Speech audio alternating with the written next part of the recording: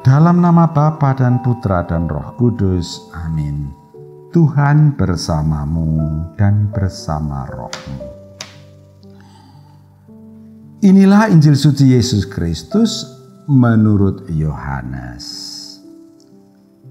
Yohanes bab 8 ayat 21 sampai 30. Sekali peristiwa Yesus berkata kepada orang banyak, "Aku akan pergi dan kamu akan mencari aku, tetapi kamu akan mati dalam dosamu. Ke tempat aku pergi tidak mungkin kamu datang." Maka kata orang-orang Yahudi itu, "Apakah ia mau bunuh diri? Dan karena itu ia katakan, ke tempat aku pergi tidak mungkin kamu datang."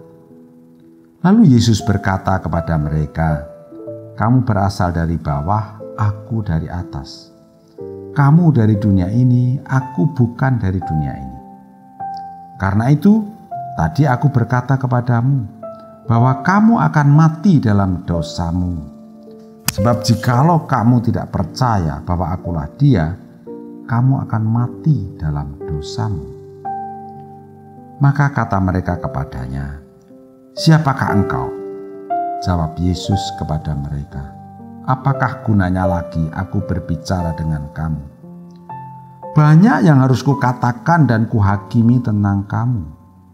Akan tetapi yang mengutus aku adalah benar. Dan apa yang kudengar daripadanya itulah yang kukatakan kepada dunia." Mereka tidak mengerti bahwa ia berbicara kepada mereka tentang Bapa. Maka kata Yesus, "Apabila kamu telah meninggikan Anak Manusia, barulah kamu tahu bahwa akulah Dia, dan bahwa aku tidak berbuat apa-apa dari diriku sendiri. Tetapi aku berbicara tentang hal-hal sebagaimana diajarkan Bapa kepadaku. Dan Ia yang telah mengutus aku menyertai aku. Ia tidak membiarkan aku sendiri, sebab aku senantiasa berbuat apa yang berkenan kepadanya." Setelah Yesus mengatakan semuanya itu, banyak orang percaya kepadanya. Demikianlah Injil Tuhan. Terpujilah Kristus.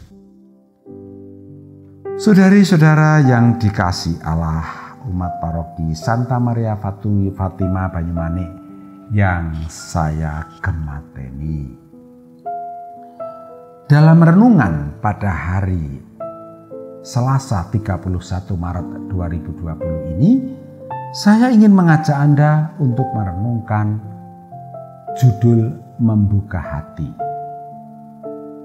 Saudara-saudara, seringkali dalam pembicaraan, lebih-lebih Anda kerap kali dengar dalam misa, pembukaan misa dikatakan, Romo mengatakan, "Marilah membuka hati terhadap kehadiran Tuhan."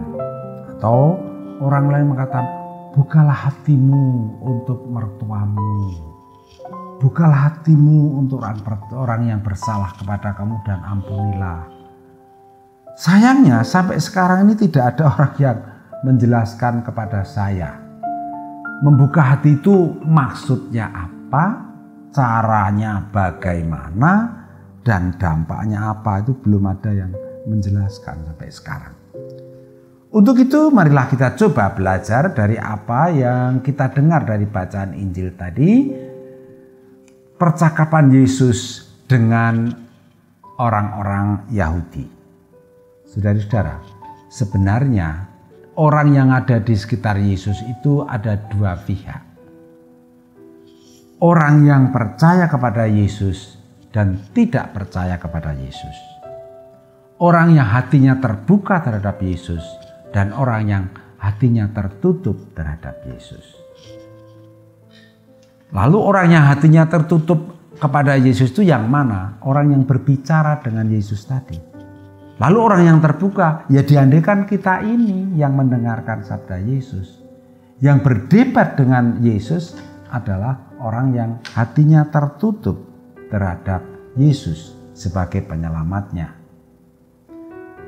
Saudari-saudara, orang-orang yang tertutup terhadap Yesus itu pikirannya kepada Yesus sudah negatif, punya prasangka negatif dengan Yesus, bahwa Yesus itu salah, mereka itu benar. Maka dari itu mereka juga menutup kemungkinan untuk dipengaruhi oleh Yesus. Bahkan ketika mereka bertanya, siapakah engkau?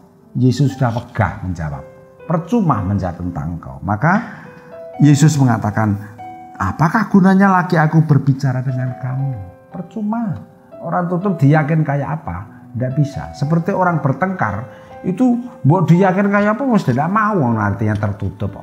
Tidak mau benar, oh gini atau gini. Coba kalau hatinya terbuka, mau mendengarkan, oh gini penjelasannya. Lalu bertanya, oh begini dan begitu. Nah, saudara-saudara, orang yang hatinya tertutup, hatinya tidak terbuka itu ingin mengubah orang lain, sedangkan dirinya tidak mau berubah. Persis, orang-orang Yahudi itu ingin mengubah Yesus, tapi hatinya sendiri tidak ingin berubah. Demikian dalam kehidupan kita sehari-hari, kita kerap kali bertemu dengan orang-orang yang tertutup hatinya, tetapi sungguh-sungguh tidak hidup, tidak bahagia karena relasi dengan yang lain tidak menjadi lebih baik. Apakah ada orang yang tertutup hatinya terhadap Tuhan? Ada. Orang yang sibuk dengan pikirannya sendiri, dengan keinginan-keinginan sendiri, dengan permohonan-permohonannya sendiri. Ketika orang bertanya kepada Yesus, siapakah engkau? Mungkin Yesus akan menjawab sama, apa gunanya aku berbicara dengan engkau? Kamu kan akan mengatakan bahwa aku ini yang hebat yang bisa menolong kamu. Kan gitu. Pikiran kita sudah yakin bahwa oh Yesus itu hebat, maka saya akan memanfaatkan kehebatan Yesus untuk diri saya. Orang itu tertutup, termasuk orang tertutup. Sedangkan orang yang terbuka hatinya adalah ada kasih, ada prasangka baik, membiarkan diri dipengaruhi, bukan mempengaruhi. Ibaratnya seperti tuan rumah yang kedatangan tamu membukakan pintu dengan ramah mempersilahkan masuk. Nah, itulah kondisi orang yang terbuka hatinya. Maka dari itu saudara-saudara, saya akan memberikan beberapa kisi-kisi untuk menjelaskan bagaimana membuka hati. Pertama,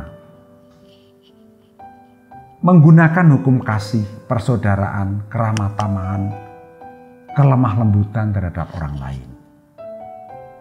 Yang kedua, tujuan utamanya untuk membangun relasi lebih baik. Bukan untuk membenarkan, tetapi membangun relasi lebih baik dengan orang yang kita temui. Ketiga, membiarkan dipengaruhi, lebih-lebih jika itu dalam hubungannya dengan Tuhan. Keempat, menyingkirkan prasangka-prasangka pribadi, khususnya prasangka buruk terhadap orang lain. Kelima, tidak menuduh dan menyalahkan orang lain, apalagi menghukum. Keenam, tidak ingin mengubah orang lain, tetapi merubah diri sendiri. Ketujuh, tidak hanya mendengar, tetapi mendengarkan apa yang dikatakan lawan relasinya. Semoga relasi kita dengan sesama, dengan membuka hati menjadi lebih baik, demikian juga relasi kita dengan Tuhan. Kemuliaan kepada Bapa dan Putra dan Roh Kudus, seperti pada permulaan, sekarang, selalu, dan sepanjang segala abad. Santa Maria Fatima, doakanlah kami. Semoga kita selalu mengalami berkat Allah yang Maha Kuasa, Bapa, Putra, dan Roh Kudus. Amin.